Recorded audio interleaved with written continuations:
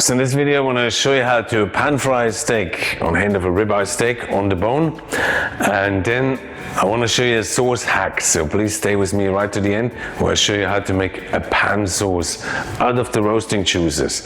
Now if you watched my other video on how to make gravy, you will see that this is something that you can do straight away when you cook. Anytime you cook a chicken, pork steak or pork chop, and like today a ribeye steak. So basically what I do, I heat up a pan, I add my butter to the half warm pan so that the butter sort of clarifies itself as the pan heats up. So don't heat your pan up fully and then add the butter, because what you have then is that the butter might start to smoke.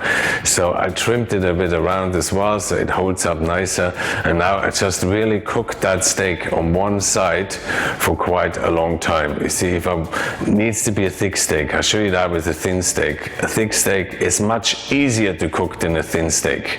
That's why chefs always love to cook really thick steaks. So I can now build up some color, I can build up some caramelization. There's the endless discussion, how often do I turn my steak? Well, there is no rule for that, because it depends how thick is your steak. If you have a really thick steak, turn it as often as you can. That's why chefs love cooking thick steaks, because they're easier to cook. A thin steak's really hard to cook. I probably managed that when I shown it before. If I managed to turn that once by not overcooking it, then you're pretty lucky. So let's go for thick steaks, and then you can, I would buy a portion size steak that serves 2 serves, and then I cut it up like I showed that at the end, and you will have a perfect pink color inside. And that's sort of the traditional way of cooking a steak. I show you as well in my online courses how to use the reversed method, lots of other ways. So now I just keep turning it. So I dried out the surface, I get some really nice color on it. And it's also very important what you see here, only half filling my pan, because if you fully fill your pan, you know what's going to happen. Your steak, you put your steak in cold into the pan, the steak will chill the pan down. Then you turn your steak over, and then suddenly you chill the pan down again, and then the pan collapses, and then you get stewing underneath, and the juices come out, and your steak starts rather sort of becoming juicy. So now check it, how it's cooked. So how do you do that? You relax your thumb palm, you relax your thumb, and then you press on your index finger together with your thumb, and that's medium rare.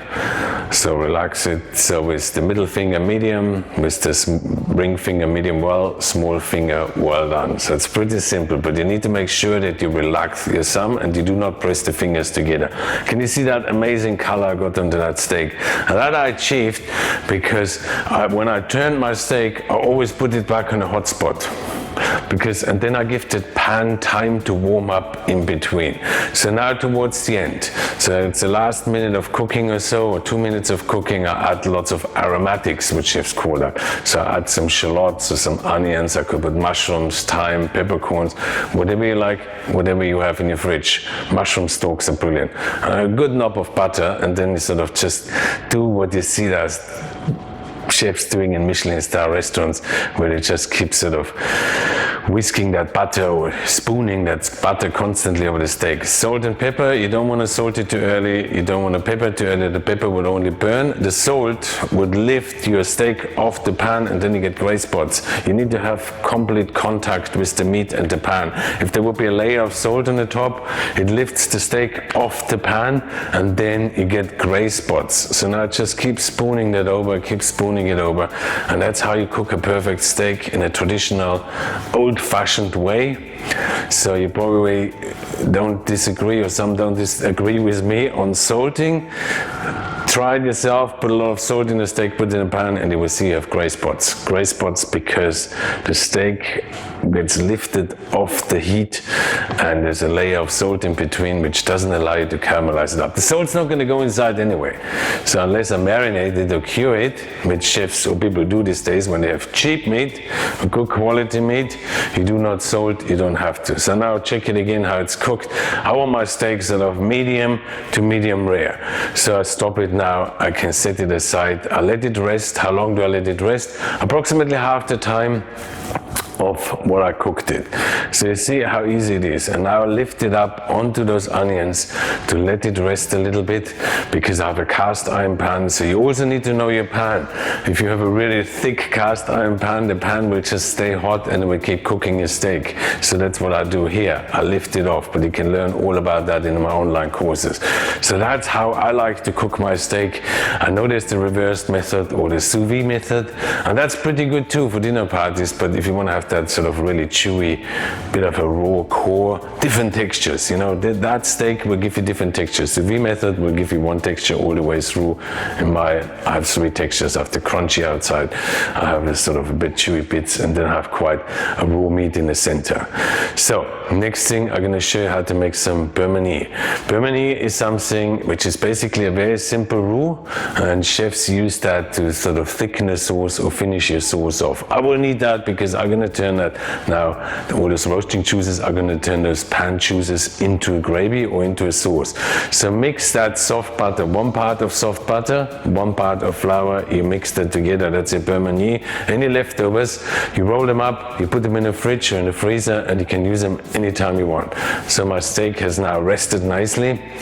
So I remove the aromatics, I set the steak aside, ideally I put it on a warm spot or already on a warm plate, and just set it aside, and the sauce literally just gonna take me a minute or 2. So when you add liquid to it, just be sure that you don't add too much liquid, because you don't want to have any reducing. So put a bit of foil over it just to keep it warm. I'll keep it right next to the pan so it stays nice and warm. I hope you like my video. If you do, please subscribe to my channel, check out my other videos, and now basically go back and fry those ingredients a little bit, and add some red wine, add a bit of port wine because it's a steak, so it's probably quite nice with a bit of sort of a red wine sauce gravy. And then I add a bit of balsamic vinegar again, because I need the acidity in the sauce, because the acidity will lift up the flavors. The acidity will make your sauce, will give it life, you know, it's basically gives it that freshness that you want. And now just bring that all to a boil, cook out all the flavors of the liquid.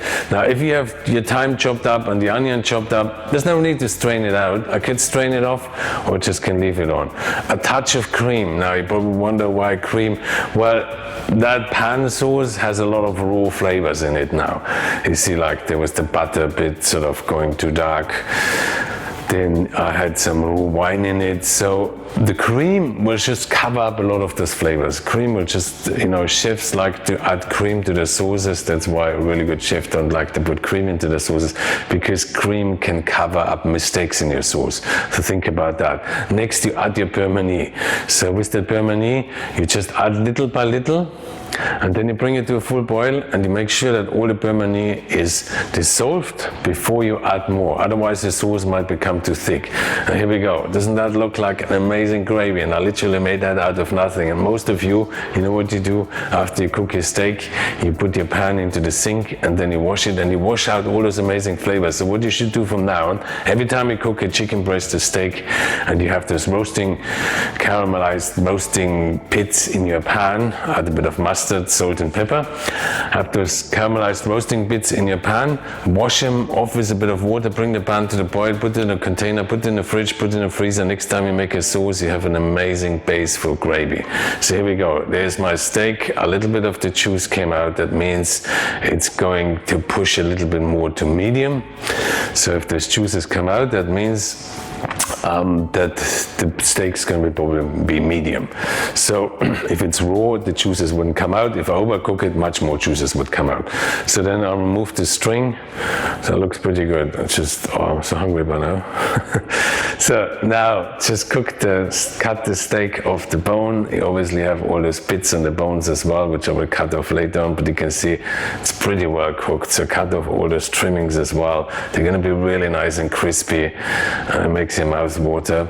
And then I cut my steak up, and I will plate it for you so that you can see how delicious it looks like and how amazing it looks like when you put that gravy over. So do not ever throw your pan juices or your pan roasting bits out. You always serve them. Can you see that now? So it's perfectly medium. Still has a tiny bit of a raw core, and that's exactly how I like my steak. And it's gonna have more different textures than the sous vide method, for example. and I hope you enjoy that. So now just cut up my steak, I plate it up for you. Please check out my other videos, subscribe to my channel. I hope you enjoy what I'm doing here, and I hope you understand that with cooking, it's all about techniques. It's not about the recipe. I can show you hundreds of different recipes, but what you get with my videos, I explain you exactly the hows and the whys and why you need to do this and why you need to do that. There's a reason for everything, and if you know all those reasons, you will succeed in your cooking every time. Now look at that sauce. Again, the sauce, I made it quite thick, so it sticks nicely to the meat. It's not gonna run off. I don't want to have my sauce on the plate. I concentrate it quite strongly so that the meat can hold on to the sauce, or the sauce can hold on to the meat, and it doesn't end up on the plate. And then the plate goes back to the kitchen, goes down the drain, and you would have made all that effort to make that amazing sauce. So thank you so much for watching, and I look forward to seeing you in one of my other videos.